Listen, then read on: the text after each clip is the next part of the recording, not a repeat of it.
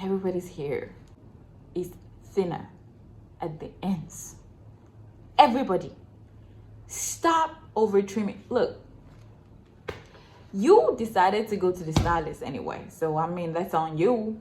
Hey guys, I am going to share with you amazing tips that grew my hair. I've been natural for a long time, say 4 to 5 years, but my actual hair growth spurt happened within a year. It was when I figured these things out that I started seeing great difference in my hair length and my thickness.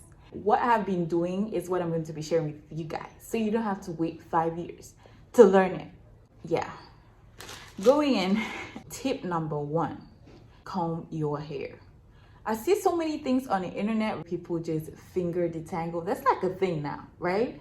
If you know the number of single strand knots and the number of tangles that are gonna happen if you only finger detangle, you will not do that. Finger detangling is nice, but I feel like it's a pre-thing before you actually go in to detangle your hair with an actual comb or brush. The reason I'm saying that it contributes to your hair growth or length retention is if you don't comb your hair properly or you don't detangle it properly, when you're about to style it, it's going to cause more knots. And at the end of the day, more knots means more scissor time, okay? And we don't want to have scissor time unless it's necessary. Tip number 2, shampoo your hair. The reason why shampooing your hair is very important is because that is the best way to moisturize your hair. I said what I said.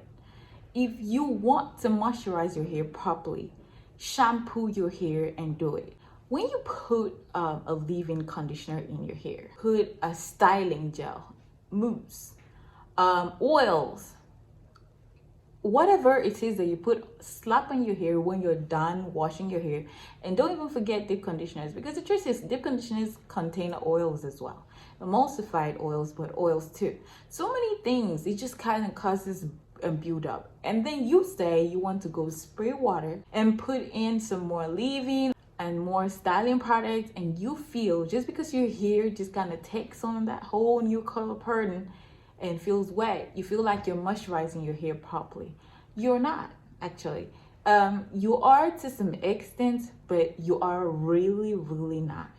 Most of the times, putting water back into your hair kind of makes your hair dry out. If you notice that your hair dries out when you put water in it and you have to re-moisturize again, that should be telling you something. That should be telling you that your hair is not really getting moisturized, because you need to go wash off all those products on that hair strand and then slap it all over again. That is the best way to moisturize your hair. Tip number 3, don't get too caught up in ingredients. I made that mistake for the first 3 years of going natural. I just kind of stay clear from certain products. I'm like, you know what? This is not for me. I shouldn't be using products that contain this and contain that. I'm not saying that you should just put everything in your hair, you know, but I feel like there are certain things that you should do a bit of a research on before you go ahead and avoid it. The reason I'm saying that is people just have preferences. That brings me to the point of listening to your hair. Because while you're trying new things, you have to be listening to your hair. If your hair feels super dry while you're using something, stop. I see some people are like, oh, cloves work for me. Some people are like, cloves don't work for me, dries out my hair and causes my hair to break. You noticed it the first week, you noticed it the second week, you noticed it the third week. Auntie, what are you doing still using cloves? It did not work for you. It's not for you, sis. Move on to some other DIY or something, because I mean, we like DIYs. We just want to keep trying it because we're hoping to stumble on that miracle stuff that's gonna grow here like weed, okay? I understand the feeling, okay? I'm not gonna judge. I use silicones, I use sulfates, I use grease, I use oils, I use butters. I use everything. I've tried so many things this last year. And I've done so much research that at this point, if I did not have a degree already in science, I should be getting one. Number 4 is check the way you apply your product. I cannot tell you how many times I go on YouTube and I see someone applying products, and you see quite well that they're starting from the top of their hair to apply products and then they drag it down. I know I did that at first, and now that I notice it so much, I think I'm hyper aware when someone is doing it, because I'm like, why? Get your ends, girl. Start from that ends and like rub the product all the way up. If you feel that you already have the habit of starting from the top to put products and dragging them all the way down, maybe form a new habit of putting extra of that product at the end. When I did condition my hair, I started making sure that I'm gonna use my palm of my hand and I put the hair on top. So if it's not sticking to my hand, it doesn't have to stick so well. Like, it can stick for a minimum of a minute or a minute.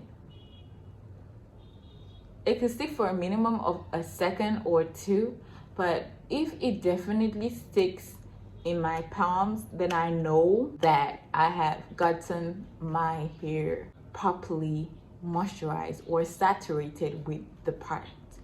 That is important. You have to baby the ends of your hair, because that is where length retention really comes in. If you don't baby your ends, they break off. No matter how fast the rest of your hair grows, or like the roots of your hair grows out, if your ends keep cutting, it is going to keep getting shorter, or it's going to stay in the same length. If you're trying to grow longer hair, it's very, very important to baby your ends. Number 5 is check your trim. So many people are telling people, trim your hair, get those knots out, get those split ends out. And so many people jump in that, they get trims. And I know that you have probably seen on YouTube so many bad haircuts where you literally see them take like 3 inches of someone's hair off just because the hair just looks thinner at the ends. Everybody's hair is thinner at the ends. Everybody, stop over trimming. Look, you decided to go to the stylist anyway, so I mean, that's on you. The highest number of times you should be getting trims is 2 times a year, non-negotiable. Stop getting your trims every 6 weeks. What are you doing with your hair that is definitely going to need trims every 6 weeks? Unless you're like pulling your hair off, then maybe, I don't know, maybe you snag your hair, you comb really roughly. I can't even that. I don't think that justifies having to get your hair trimmed every 6 weeks. What are you, one relaxer? I don't know. I don't agree with it. But if you know that you care for your hair super well, I say just go in with your trim once a year. So if you wash your hair the right time, you deep condition your hair every single time, you care for your hair while taking down your protective styles, you detangle your hair properly and not harshly, gently, with love, okay? Why do you need to cut your hair any more than twice a year? Tip number 6 is should I be using this? I think I should be using this. Tip number 6, you cannot moisturize with oils, or you cannot hydrate your hair with oils. Oils are sealants. At this point in your hair care journey, I think you should have known at this point that your real moisturizer, your real hydrating moisturizer is water. Naturally, our hair is hydrophilic. If you are putting more things on it to make it harder for water to be absorbed into your hair, I think you're actually making sure that your hair is not hydrated, not making sure that your hair is hydrated. Tip number 7. I hope I'm doing this numbering thing right. Tip number 7 is put your product in the shower. I've noticed that when I put my products in the shower and then I put in my oils to seal it all in, I just noticed that my hair just looks and feels different. I keep my moisture for long. Moisturizing your hair in the right way simply means getting your hair to keep the moisture in. And the best way to do that is in the shower. Moving on, point number 8, keep a journal.